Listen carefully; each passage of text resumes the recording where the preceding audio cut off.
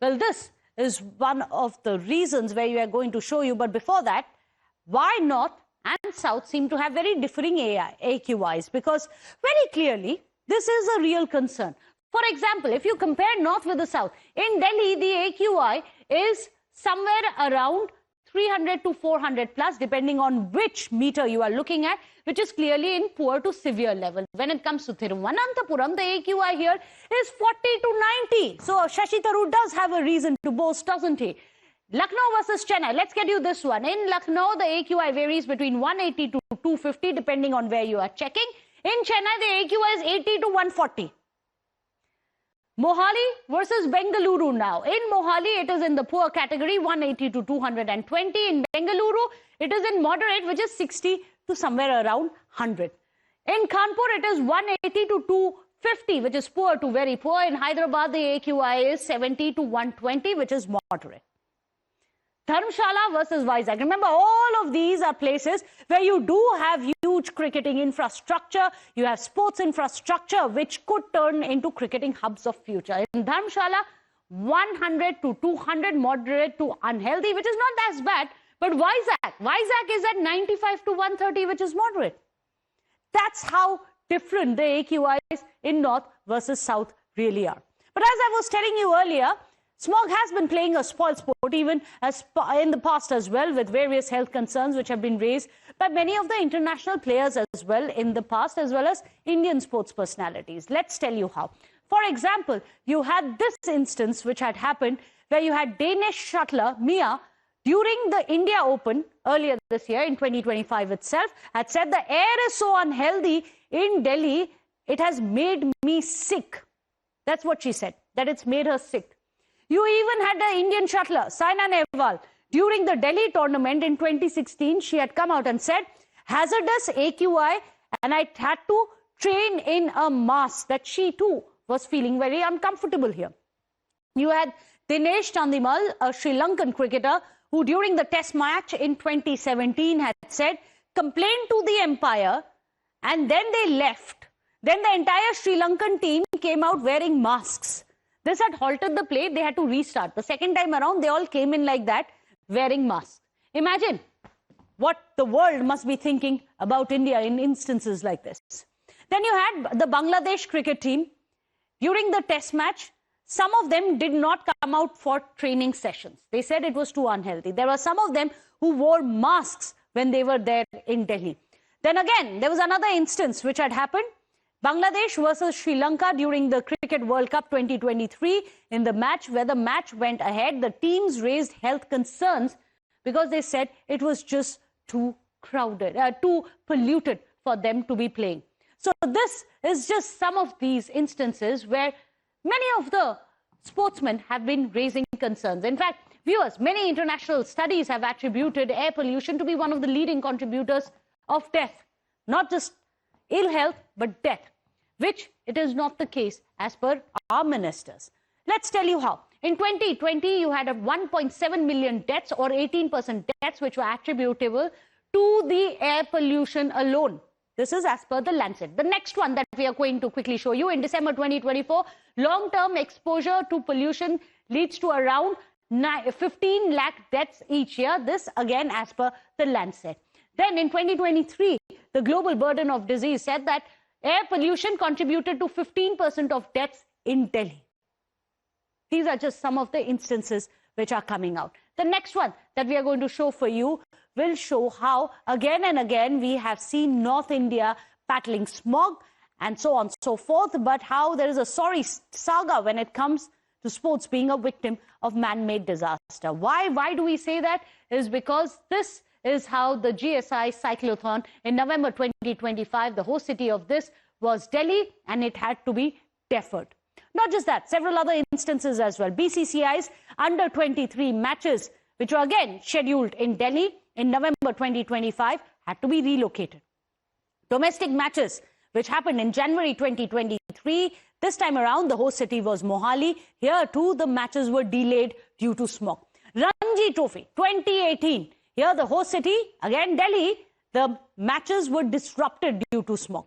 Ranji Trophy, again 2016, November, host city, Delhi. Matches had to be cancelled These are domestic ones. This time around, it is an international match which has been cancelled. Joining us today, Joseph Hooper, the cricket writer, author, also Ranjit Bajaj, founder and the director of Minerva Cricket Academy.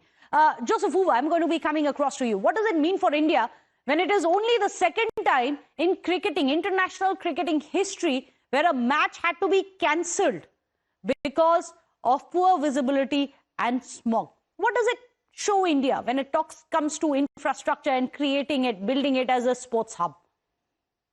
I mean, it's very embarrassing. I mean, you don't get to a situation like this.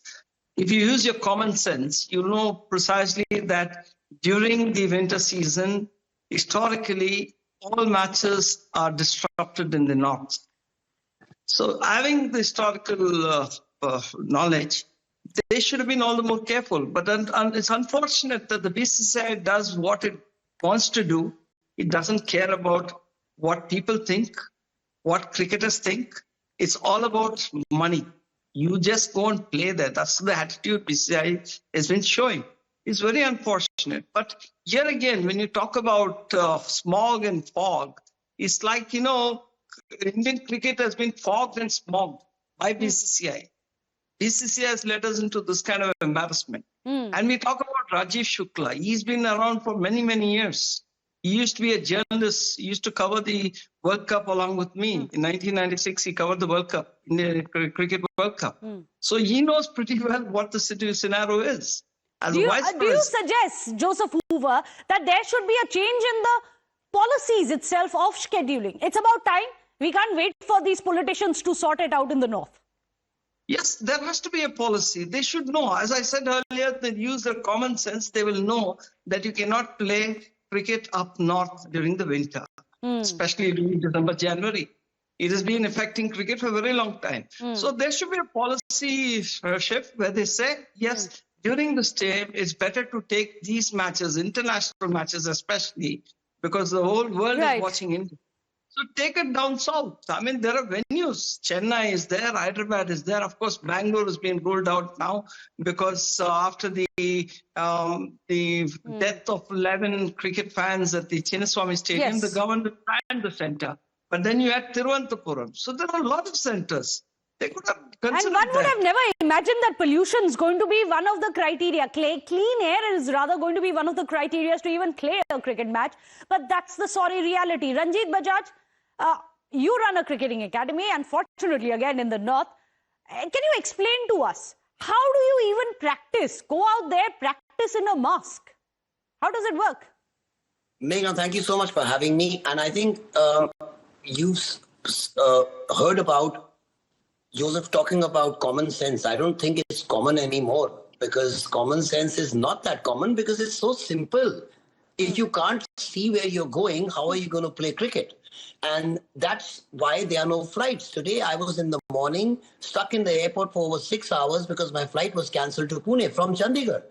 And we are seeing this on a daily basis. Now, this is not only to do with this. There's an NGT, National Green Tribunal, and Supreme Court order that bans all sports events in Delhi. Yes. It shows us also in very poor light that we just cannot organize international big events like we had in the Messi Calcutta thing. And now not pre-planning and doing this, because this is known as foresight. When you plan a big event, first thing you look at is the weather. You can't start saying, okay, I'll start playing at 2 a.m. in the morning, because you know at 2 a.m. there is no sun. The same way you cannot play cricket in winters in North India has been proven. We should stop doing politics with cricket. This is all because of BCCI's rotational policy that everyone, all their vote banks have to be satisfied. But see, even by satisfying this vote bank, you have offended all the spectators because they were expecting a cricket match. Absolutely. And they've also been robbed. Now, because Lucknow has already been allotted one, they're going to miss out on actually having a match because the next one goes to somebody else. Yeah. So if the planning had been proper, we had been able to get You're absolutely right. Yes. You're absolutely right. Unfortunately, by not planning enough, and I'm talking about people across the political spectrum here, because today there was no discussion in the parliament over pollution. They have enough time to disrupt. They have enough time to have discussions on things which they feel matter to us. But today India is saying fix this pollution scourge, and there was no discussion because the two sides couldn't come together to agree on it. You had the MOS of Health coming out and actually saying that there is no subsequent data which is available which can be called final to say that higher AQI leads to lung diseases, that there is no correlation.